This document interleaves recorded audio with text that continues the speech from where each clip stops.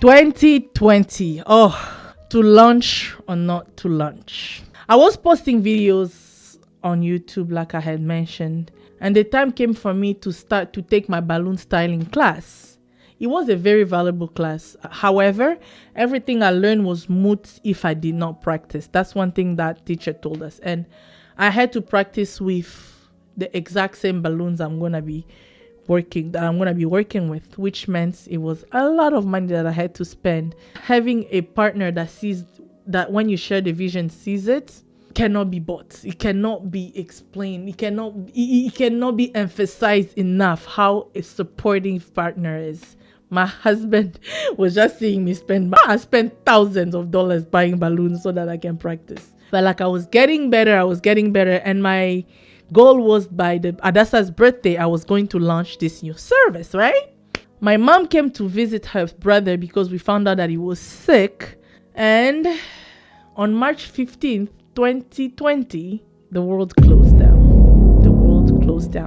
And they said that there was only 50 people gatherings that were allowed. Oh my God. What do we do? Do I do it? Do I not do it? Do I launch or do I not launch? Do I launch or do I not launch? I went back and forth. I asked God. I wasn't receiving anything. I decided I'm going to go ahead with it. People show up, people don't show up. About me actually launching this part of my business.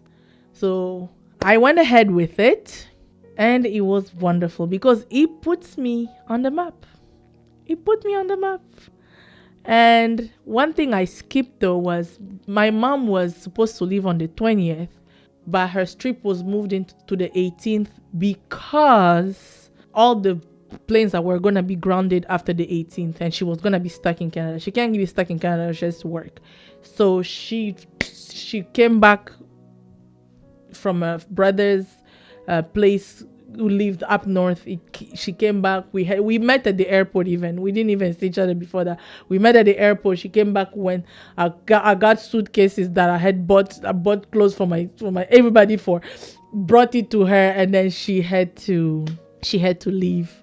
And then the next day was 3 days later was Adassa's birthday. That's when we had the launch of the balloon services that I was starting to offer. 2020 was the biggest thing that I was offering at that time. That was my balloons, and the balloons have made my business who they are today. I've made more money from balloons than anything else that I've ever made for, and it was just because I pivoted when it was time to do it, and today we're grateful for that. Thank you, Jesus. My skills, after practicing it, I had it to a T. After practicing balloons for so long, I became very good at it. And finally, my first client for balloons. Oh my God, it was a Mother's Day weekend. It was a mother that ordered balloons for her daughter. But what she didn't know is that I wanted to surprise her also because it was Mother's Day. She didn't do it for herself. She was Mother's Day, so I just wanted to also appreciate her because she was appreciating her daughter for her birthday, right? So I gave her the balloons. She was so excited. It's still one of my favorite transactions because it was my very first one that somebody paid me for balloons. Balloons are what put me on the map. Not events, not nothing like that. Balloons is what put me on the map in Niagara. So when you want to pivot, don't be afraid, okay? 2020. Still in the midst of COVID and everything is still on a limbo. We don't know our left from our right. My uncle died on August 20th, 2020. It was surreal. I remember I was shopping for Hazi's birthday. I get a call. I was at the mall. The thing was not registering. I went in my car. I called my husband. I said, honey, I'm coming. And he's like, okay, can you don't, if you're not feeling okay, just sit. I said, no, I'm fine. I can make it home. But I was not fine. One thing that I hadn't shared before was that I had shared with my husband an irrational fear. Also, I thought then that I had. I don't know why. It's just something that used to come to my mind quite often. He said, I have this fear that my uncle would die and nobody will be able to make it to his funeral. It made no sense because my mom always has a valid visa because I live here. She has to have it. That's just for a peace of mind. She needs a valid visa for Canada at all time. But that was my fear. I didn't know that there would be a pandemic. That fear seemed irrational. But did it happen? The weight of carrying the whole family on your shoulders. And every family has drama. And death just has a way of bringing out all the craziness in some people. It was just being so far and having to deal with all of that as the only blood relative and finding out that just so much. If my husband did not help me at that time, I had to go up north for his funeral in Sault Ste. Marie. Thankful I was with my husband. It was an emotional time. But the testimony about his life was so great. But it's like I lost him at the same time. The man looked like he was sleeping. He was in his priestly suit. He was so beautiful. He looked like he was sleeping. I was sitting there and looking sometimes at the casket, at him in there, and I'm like, honey, I think I saw a breath. Oh God, Jonathan was like looking at me. He's like, no, honey, I think his chest moved. I think his chest moved. He was just looking at me. He was just consoling me. He's sleeping. He's not dead. Look at him. He looks so pretty. He looks so beautiful. For some reason, he got lighter. Most people die and they get dark, but he got lighter in death. Yeah. So it was, oh my God. It looks like he's sleeping, but he wasn't sleeping. He wasn't sleeping. He was gone. He was dead. I think that's the first death. Not I think. It is the first death of a family member that I've had to experience in this way. Someone else died before that, but that person, but my uncle I love this man. It was my first death in Canada that really affected me, of a family member that affected me so much.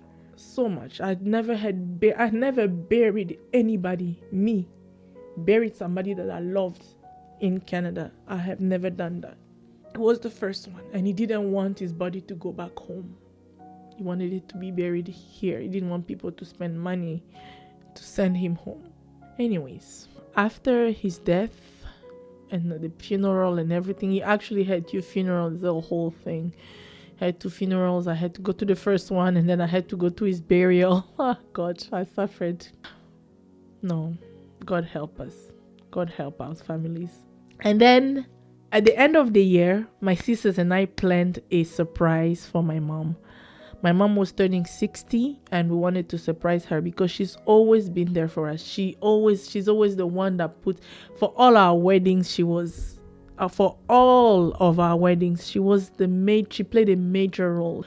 We wanted also for her to be the recipient for once because she's always the giver. My sisters and I came together. We decided to throw a surprise birthday party for her 60th. It was in the midst of COVID, but I didn't care. They said that you can't travel without the jab. You know what? Give me the jab so I can go see my mom, because I didn't care. I just wanted to go see my mother turn 60. And we went home. She was there. We celebrated together. It was a beautiful time. She was surprised. She was happy. But you could see that she said at one point that she wished her brother was there. And her brother she was the closest one to her. They were the bestest of friends, the best of friends. One thing I forgot to say, before my uncle died, he called me on August 14th. I don't know what I was doing. I missed the call. Within minutes, I called him back, but he didn't pick up. And I don't remember the last time I spoke to him. I keep asking myself, what on earth was I even doing? I didn't see the call. It's not like I saw it. I said, I'll call him back. I didn't see it. What was I doing? I don't know. But I missed that call. He knows that he was wanting to say bye-bye to me, and he was in too much pain, but he forced himself, and he said, you know what, I'm not going to do it. Because I know he saw my call, because I called in. He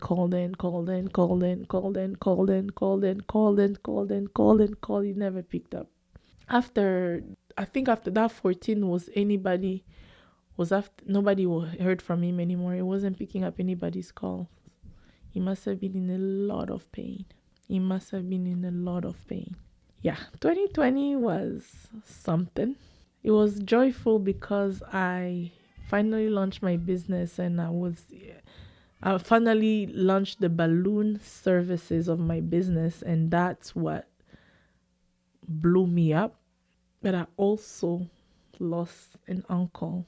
And then in the end, I also celebrated my mom's 60th. To launch or not to launch. That ends 2020. See you next year.